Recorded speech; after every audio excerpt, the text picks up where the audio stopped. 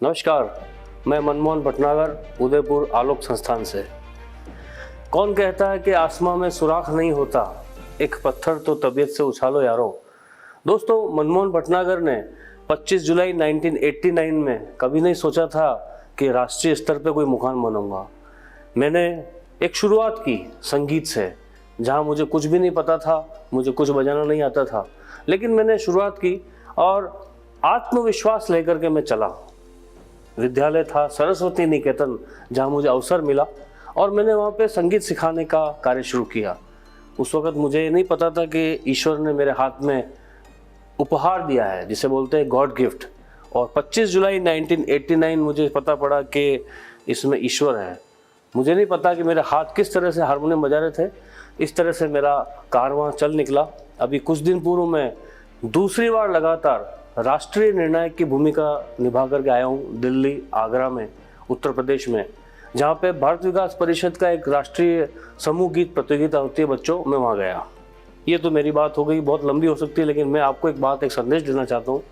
बच्चों, अगर आपके मन में सीखने की इच्छा है, सबसे बड़ी होनी चाहिए इच्छा। अगर इच्छा है तो आधी मदद तो भगवान आपकी अपने आप कर देंगे। अगर आपकी इच्छा नहीं है तो आप लाख कोशिश कर लो, आप आगे नहीं बढ़ पाएंगे। इच्छा होने से आपके अंदर एक आत्मबल जगता है, आगे बढ़ते हो। आप क्या करना चाहते हो, अपने माता पिता से डिस्कस कीजिए। आप आगे बढ़ेंगे, आगे तब बढ़ेंगे जब इच्छा होगी, और सतत प्रयासरत रहिए। हम सोचते हैं कि दूसरे की थाली में हमें घी हमेशा ज़्यादा दिखता है और उसने ऐसा कर दिया, उसके पास तो ये नहीं, ऐसा मत सोचिए। ईश्वर ने किसी के साथ भी अन्याय नहीं किया है। संगीत हो, चाहे शिक्षा हो, किसी भी प्रकार का हो, आपके पास, सभी के पास सब कुछ बराबर है। किस दिशा में आप उपयोग करते हैं ये आपके ऊपर निर्भर करता है। मैंने हमेशा छात्र शक्ति का साथ दिया। मेरे जीवन में अगर महत्वपूर्ण अगर कोई पक्ष है तो मेरे स्टूडेंट्स हैं, चाहे वो नर्सरी क्लास का बच्चा है, चाहे वो 12th क्लास का है। अगर उसने मेरे से एक कदम बढ़ करके मेरे से बात की संगीत में, चाहे उसके व्यवहारिक, उसके व्यक्तिगत जीवन में, चाहे शैक्षिक में, तो मैंने उसके लिए 10 कदम बढ़ करके उसकी मदद की, उसके लिए सोचा। कई मेरे स्टूडेंट हैं आज विदेश में भी हैं, ऑस्ट्रेलिया में हैं, एम्स्टर्डम में हैं, मुंबई में है, विशाखापट्टनम में है। संगीत, बच्चों, संगीत एक ऐसी विधा है। संगीत अगर हम सीखते हैं, संगीत में मैं आपको यहाँ पे एक पहले बीच में बात जरूर कहूँगा।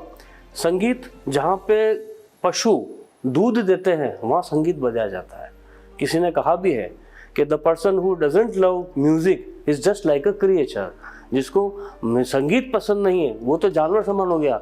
आप तो जानवर संगीत को पसंद करने लगे। आप सोचो कि अगर उनकी पसंद का संगीत बजता है तो वो बहुत अच्छे से दूध देते हैं, पौष्टिक आहार देते हैं।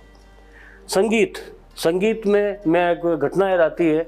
किसी कारणवश मैं किसी हॉस्पिटल में गया था, वहाँ पे एक बच्चे को वो कोमा में चले गया। उसको हेडफोन पर तेज संगीत, उसको घर वालों से पूछ करके कि इसको क्या संगीत पसंद था, उसको तेज आवाज़ में वो संगीत सुना करके उसको कोमा से बाहर लाया जा रहा था। संगीत। एक और उदाहरण देता हूँ जो आप सुन के हैरान हो जाएंगे। अभी कुछ ही समय पूर्व स्वर कोकिला लता मंगेशकर जी हमारे बीच में नहीं रही, और उससे कुछ समय पूर्व भूपेन दा, वो कोमा में थे, भूपेन हजारिका। तो भूपेन हजारिका से बात करने के लिए लता दीदी ने फ़ोन किया। डॉक्टर्स ने बोला दीदी वो बात नहीं कर पाएंगे। तो लता दीदी ने क्या कहा, मेरा फ़ोन उनके कान पे लगा दीजिए। आप यकीन नहीं करेंगे दोस्तों, संगीत की उस देवी की आवाज़ सुन करके भूपेन दा कोमा से बाहर आ गए। और ये अखबार की न्यूज़ है।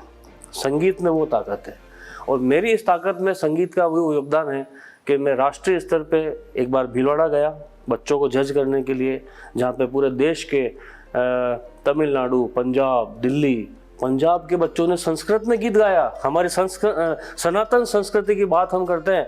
हमारा देश सनातन संस्कृति को लेकर चल रहा है। हम उस संस्कृति की पालना कर रहे हैं जहाँ पे हम हमारी आने वाली पीढ़ियों को एक संदेश दे रहे हैं। जब पंजाब का व्यक्ति संस्कृत में गीत गा सकता है तो हम अपनी हिंदी भाषा में गीत क्यों नहीं गा सकते? आइए हम गीत गाएं। हम क्या नहीं कर सकते हैं। मेरा आप सभी से एक ही संदेश यही है कि सबसे पहले ऐसा कर्म करना कि माता पिता जब भी कहीं पे मिलना है तो यूँ आए, न कि आपके माता पिता आपसे मिलने किसी से यूँ आए। आप समझ जाए मैं क्या कहना चाहता हूँ। अर्थात माता पिता के सपनों को पूरा करना, उनकी इच्छाओं को पूरा करना, स्वतः आगे बढ़ेंगे। दूसरी बात, कभी किसी की लेग पुलिंग, बुराई नहीं करनी। आपका है, आप अपना कर्म करिए। अगर आप अपना कर्म कर रहे हैं तो आप आगे बढ़ेंगे। Let him do, let her do, दूसरों को अपना कर्म करने दीजिए। आपकी किस्मत में होगा, आपका कोई उससे आपसे नहीं छीन पाएगा। मैं उसका उदाहरण हूँ। मैं मेरे जीवन के अंदर संगीत में स्वतः आगे बढ़ता चला गया। उदयपुर शहर में 10 वर्षों से नगर निगम में मैं नन्ही प्रतिभाओं को संवार रहा हूँ, उनको स्टेज दे रहा हूँ। वहाँ पे सबसे बड़ी बात होती है कि अगर मान लो मैं निर्णायक में बैठा हूँ तो कई ऐसे यूट्यूबर्स या वेल प्रोफेशनल्स आते हैं, तो वो मुझे देख करके स्वतः चले जाते हैं, अरे यार मनमोहन सर है, ये तो नयों को मौका देंगे, हम तो ऑलरेडी पहचान बना चुके हैं। मेरा स्वभाव ये है। क्यों? क्योंकि नयों को मौका देंगे तो वो स्टेज पे आएंगे, स्टेज पे आएंगे तो उनमें कॉन्फिडेंस बढ़ेगा, और कॉन्फिडेंस बढ़ेगा तो वे अपने परिवार के साथ साथ, समाज के साथ साथ, इस विद्यालय के साथ साथ, शहर के साथ साथ समाज का नाम भी रोशन करेंगे। संदेश में बहुत दे सकता हूँ, लेकिन मैं यही कहूँगा कि आत्मबल बना के रखिए, माता पिता पूरे देश की सेवा में लग जाइए। जय हिंद, जय भारत।